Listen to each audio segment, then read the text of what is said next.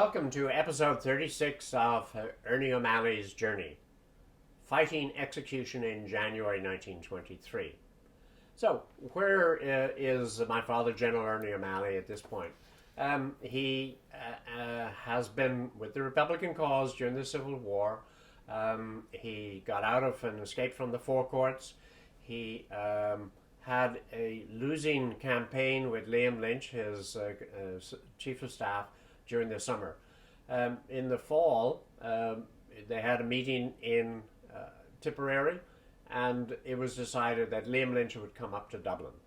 On the day that Liam Lynch arrived in Dublin, my father was captured in Aylesbury Road and brought into prison. He was severely wounded, brought to the Portobello military hospital, and is now moved over to the Mountjoy military prison hospital. And so we sort of tell the story from there. At the time of his arrival in Mountjoy, someone said to him, you'd have been with Rory O'Connor and Liam Mellows if you hadn't escaped. That, of course, was a reference to the two great leaders who had been executed on December 8th. And father would have been executed had he been captured, but he managed to escape. And so it was a very telling comment. And it also suggests that he's now living on the edge as to whether he will be executed at some time in the future. So let me allow my father to tell the story in his own words from The Singing Flame. The prison doctor visited me one morning. There have been inquiries every day from Portobello Barracks about your condition, he said. They're all very interested in you. I knew what they meant. He looked worried and said, Your lips are blue. You spit up blood. You sweat. And he continued with a long list of symptoms. I was white from the loss of blood, and I took strychnine, but I did not have all of the symptoms he described. And I said so. I'm weak, but I'll be ready for them, whatever they want. A few days later, another officer whom I had known at school, Captain Charles Casey, came into the cell. He served in France. Hello, I said. What do you want here? He took a bundle of papers from his tunic pocket and handed them to me. I'm on the staff of the Judge Advocate General. These are papers for your trial. The Judge Advocate General was Cahir Davitt, a son of Michael Davitt. I remembered. I sat up and tried to read the charge sheet, but my hands trembled. Here came the end, or at last I was not expecting it. I was accused of waging war, of killing a Free State soldier, and of some other technical offences. The evidence accused me of fighting from behind Sheila Humphreys. You will be tried in 3 days' time. I am to act as prosecuting counsel. The trial meant death, which I had faced often enough in my mind in the abstract, but here it was now as close as it would be in the morning after my trial, 4 days away. Why should I feel ashamed of being afraid of death? Most of us, if even we think of it. The tremor of my mind passed slowly as I read the typed sheets. Do you want a solicitor to act for you? No, I don't recognize the jurisdiction of the court-martial, and the trial is a farce. You're in a hell of a hurry to shoot me. You've already given me the entrance. The officials will judge the case on its merits, he said stiffly.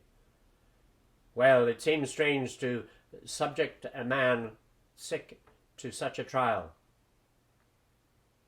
I knew that I could not physically stand the trial, that I would probably faint from weakness, and that the court-martial might be sufficiently mean to the inward cowardice. Can I not be tried in absentia? My sentence has already been decided. No, you'll get a fair trial. I'll write a statement to show how brave your troops were. I think the witnesses should show without the danger of cowardice on my part. You'll have to try me in bed, anyhow. So, you can see that he's now, in effect, under sentence. There's going to be a trial, and he knows what the conclusion is going to be. And yet, he gets an inner resource, partially from himself and partially from friends. And he asks, what's he going to do? How is he going to survive this? And he goes on to tell part of that story. Robert Barton came in to see me when I was in my cell. You should write at once to Liam Lynch and tell him. I don't see what use that is, I said. I wrote a note to the Chief of Staff saying goodbye to him and to my comrades. I expected to be shot the day after the court-martial. At the end I wrote, another bit of lead won't do me any harm. A note generally took some time to go from the hospital, but as I was finishing writing, a cheery face above a Free State uniform looked around the room. It was my messenger. I told him to have the message delivered to Liam Lynch in Dublin that evening. That night, Lynch sent a letter to the editor of the Irish Independent and enclosed my own letter. Both of them, to our surprise, were published in the newspaper the next day. So you see that he has started a campaign, but he was also very conscious of the risks which he was running. And in an interesting reflection, he continues, because he hasn't seen his family in some time, to think about his family.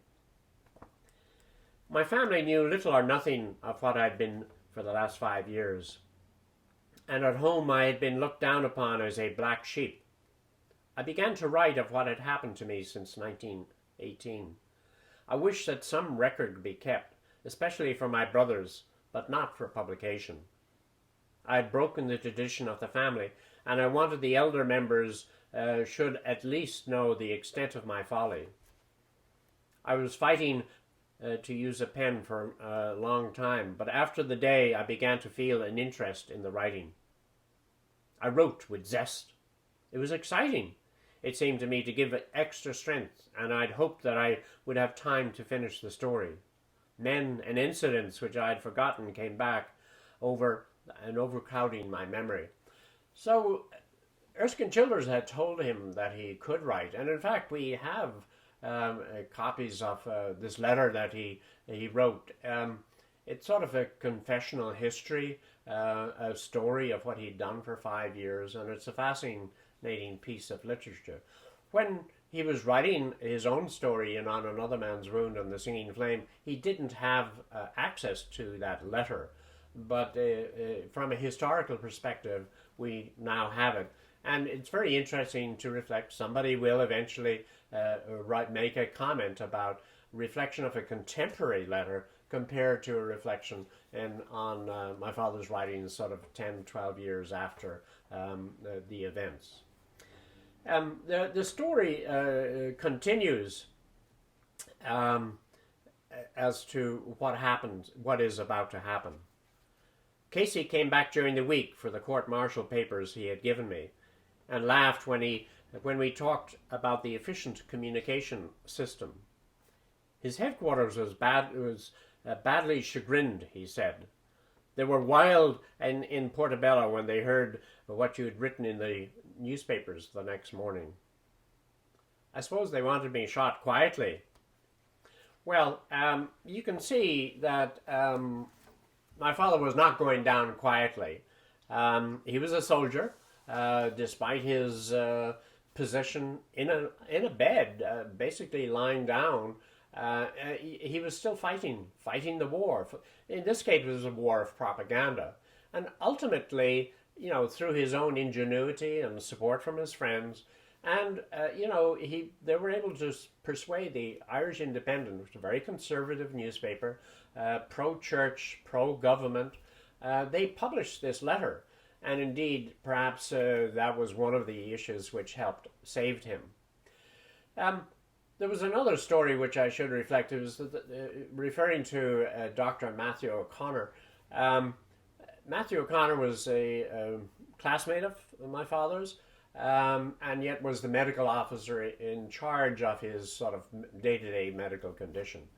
Now, every day he had to write a note to his superiors answering the question, was my father ready to stand trial, or in effect to be shot?